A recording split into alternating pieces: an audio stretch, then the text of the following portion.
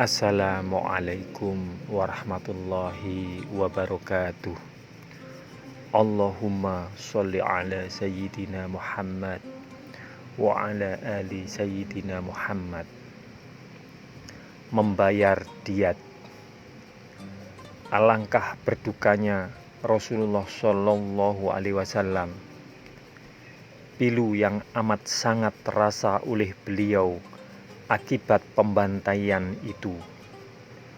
Alangkah susah payahnya beliau menahan duka cita. Dengan lirih beliau berkata, "Ini adalah tanggung jawab Abu Bara. Sudah sejak semula aku berat hati dan khawatir sekali." Abu Bara juga sangat terkejut, terpukul sekali dengan pengkhianatan yang dilakukan Amir bin At-Tufail.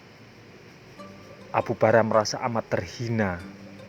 Tidak disangkanya Amir bin At-Tufail melanggar perlindungan yang diberikan kepada kaum muslimin.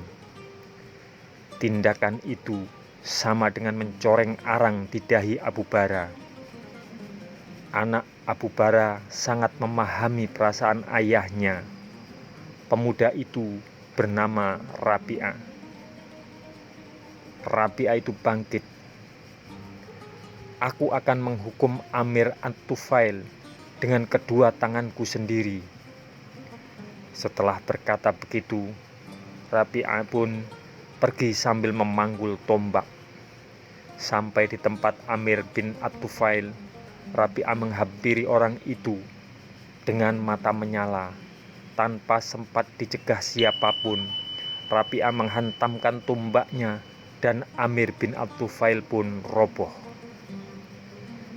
Begitu dalamnya duka cita Rasulullah Shallallahu Alaihi Wasallam atas kematian para sahabatnya, sampai selama 30 hari penuh beliau harus mendoakan mereka. Dalam doa yang dibacakan setiap selesai sholat subuh itu, beliau juga berdoa semoga Allah mengadakan pembalasan terhadap mereka yang telah membunuh para sahabatnya. Namun di tengah duka yang begitu dalam, Rasulullah Shallallahu Alaihi Wasallam tidak lupa untuk berbuat adil.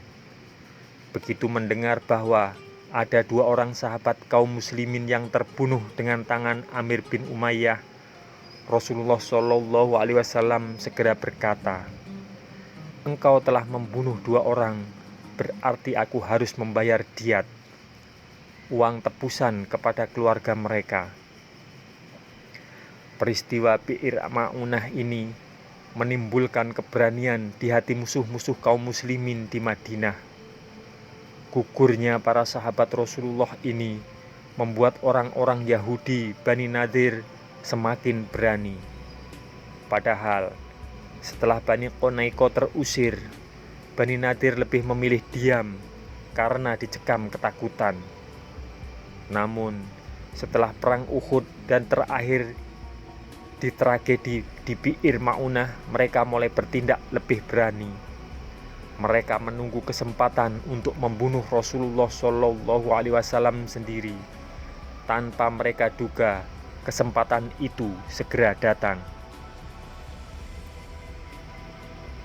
Sesuai dengan perjanjian antara kaum muslimin dan orang Yahudi, Bani Nadir diharuskan ikut membayar diat yang harus dibayarkan kaum muslimin kepada keluarga orang yang terbunuh dari Bani Amir. Karena itulah Rasulullah Shallallahu Alaihi Wasallam datang ke tempat Bani Nadir di Kuba.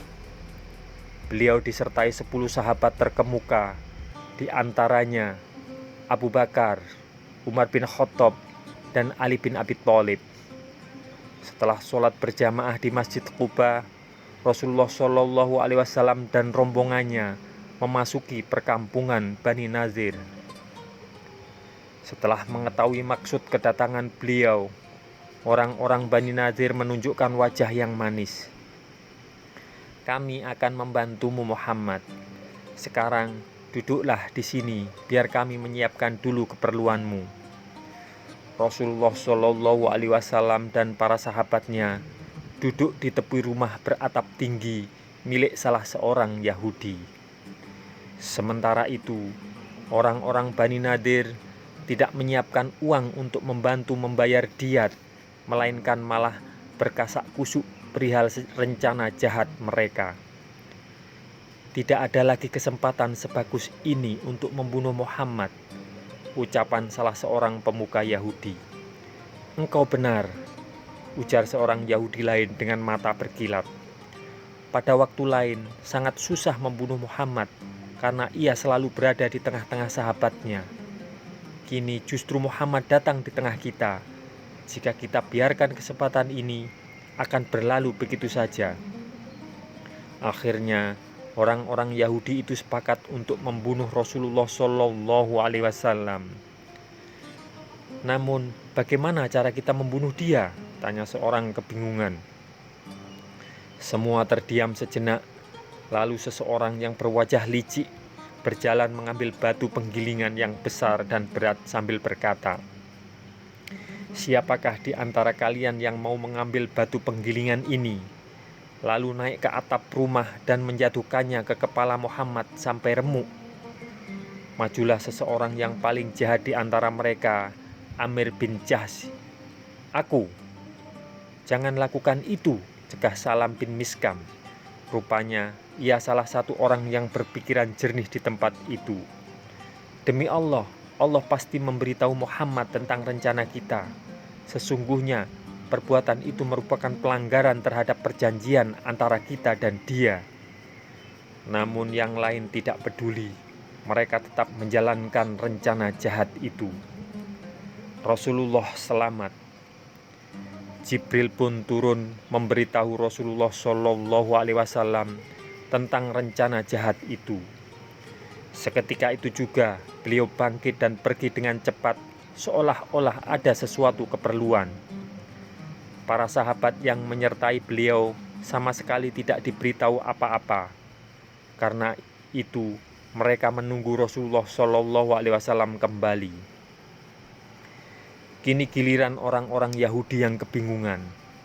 Mendadak saja rencana mereka gagal. Karena itu mereka bermanis-manis wajah kepada para sahabat yang menunggu untuk menghilangkan kesan buruk. Setelah cukup lama menunggu Rasulullah tidak kembali, para sahabat Rasulullah memutuskan untuk pulang mencari beliau. Mereka menemukan Rasulullah Shallallahu Alaihi Wasallam telah berada di Masjid Madinah. "Ya Rasulullah, tiba-tiba saja Tuhan pergi, sedangkan kami tidak menyadari," kata para sahabat.